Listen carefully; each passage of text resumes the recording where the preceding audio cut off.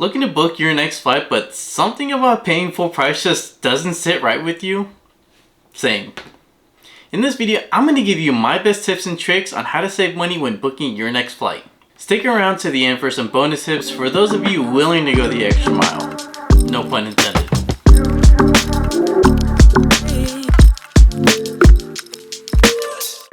Let's get started with our first tip. Tip number 1, book early. While it is fun to be spontaneous, it also means it's going to end up costing you. The rule of thumb here is for domestic flights, you're going to want to book 2 to 3 months early, and for international flights, you're going to want to book 5 to 6 months early. This isn't a hard rule, more like a guideline, but whatever you do, don't book last minute. Tip number 2, don't rely on one search engine. I know it's easy to type in your search on one website and be done, but if you want to save money, you're going to have to work for it. Not all search engines are built equal, but I like to start with sites like Skyscanner and Google Flights. Speaking of Google Flights, that brings me to my next tip. Tip number 3, be flexible with your dates. If you don't have a set date for your vacation, then you're in luck. Being flexible with your dates means that you get to pick the cheapest dates to fly. That's where my friend Google Flights comes to the rescue. Once you're on Google Flights, click on the Flights tab. Type where you're flying from and where you're flying to. Then click on the calendar. Here you'll see prices according to the dates and the amount of days you want to travel. The prices in green indicate a really good deal, so look out for those to maximize savings. Tip number 4, be flexible with your destination. Just like the last tip, if you don't have a set place to go, that means that you get to pick the cheapest destinations. But Jonathan, how do I find the cheapest place to go? That's where, you guessed it, Google Flights comes in handy. Once you're on Google Flights, click on the Flights tab. Type where you're flying from, but don't type in a destination. Then just click on the map. Here you'll be able to find prices according to the destination. Here you can filter out your results by selecting the month you want to travel and the amount of time.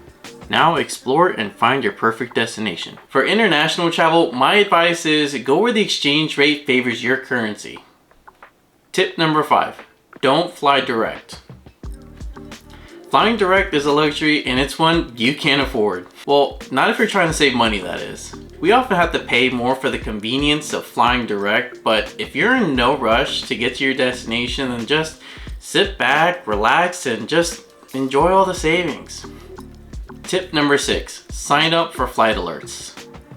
Okay, this is the only time that being spontaneous actually pays off. By signing up to newsletter sites like Going or The Flight Deal, you'll get alerted to super cheap flights that oftentimes don't last longer than 24 hours, helping you score big on your next flight. Which leads me to my next tip. Tip number 7, the 24-hour rule. Okay, let's say you impulsively bought that ticket. Well, according to US regulations, you have up to 24 hours to get your full refund from the airline. Now, of course, this comes with a few rules. Your flight must originate in the US or be going to the US on any airline. It has to be booked directly with the airline, and it has to be booked at least 7 days in advance. Another scenario where this trick comes in handy is if you book the flight and the price drops, well, just book the flight at that new lower price and just cancel the old one. You got 24 hours. Tip number 8, fly on a budget airline. Sometimes you just gotta take one for the team. As much as we hate to admit it, these budget airlines offer amazing value. As long as you don't mind being disrespected, being uncomfortable off flight, and having to pay for the air you breathe, well then, you just can't go wrong, right? No, seriously, these budget airlines offer tremendous value, especially if you understand the limitations and you understand what you're getting yourself into. Tip number 9, travel off-season. Once you have your destination set, pay attention to when the off-season is for that particular place you're visiting. Not only will this help you save money on the flight itself, but you can actually save money on your trip as well, as traveling off-season can offer lower prices for goods and services. Not to mention, the places tend to be less crowded and you don't have to wait in long lines. Tip number 10, take advantage of student discounts. Who knew? Who knew? I did it, but now you do. If I'd have known this sooner, I would have spent more time at the beach rather than sitting in class learning about the Pythagorean theorem. Who needs to learn about that? Am I right? Check to see if your airline offers student discounts. A lot of these big airlines offer students these discounts to incentivize them to fly, so don't miss out. They know we need a break. Tip number 11. Search and book your tickets individually. If you're flying with friends and family, then avoid booking your flights together. Airlines will oftentimes charge you more if you book as a group. An easy way around this is to book each ticket individually. Be sure to check that there are enough seats before you try this though. This may result in your group not being seated together, so keep that in mind when you book. That is, unless you just need some time to yourself. In that case, no one's judging you. Tip number 12. Don't believe the myths. I know we've all heard these before. Book your tickets on certain days of the week. Book your tickets at certain times of the day. And of course, use incognito because Big Brother is watching. The truth is, airlines use advanced computers and pricing algorithms to determine the price. There are so many factors that go into actually determining the price of a ticket nowadays. You can't predict airline prices, so don't rely on these outdated tips. Instead, you should be looking out for these golden windows of opportunity that pop up from time to time. These next few tips are for those of you who are a little bit more dedicated than most. Tip number 13. Use points and miles. You guys, I can't stress enough. Sign up for rewards programs. If you're gonna fly, you might as well get rewarded for it. Once you build up enough points, you can use them for upgrades or even towards the price of another flight. Usually, it's free to sign up, it's just a few clicks away, and it can make traveling so much cheaper.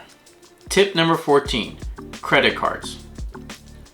Speaking of points and miles, a quick way to earn them apart from flying is by signing up to these travel credit cards. These cards oftentimes come with massive sign-up bonuses that can get you free round-trip tickets, and I'm not talking economy, I'm talking first class. They can also provide you with trip cancellation protection, travel insurance, and even lounge access. They are worth looking into if you want to take your traveling to the next level. Tip number 15. Use positioning flights. What are positioning flights? Well, in order for me to explain this to you, it's best if I give you an example.